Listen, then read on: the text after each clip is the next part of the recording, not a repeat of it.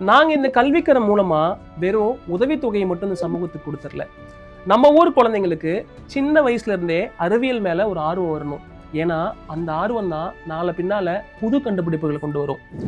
இந்த மாதிரி கனவுகளோட 160க்கும் மேற்பட்ட மாணவர்கள் தமிழ்நாடு முழுவதும் இருக்க கல்லூரிகளில் MBBS, BVSC, இன்ஜினியரிங், BDS மற்றும் பல படிப்புகளை எங்கள் கல்விக்கரம் இனிஷியேட்டிவ் மூலமாக படிச்சுட்டு இருக்காங்க.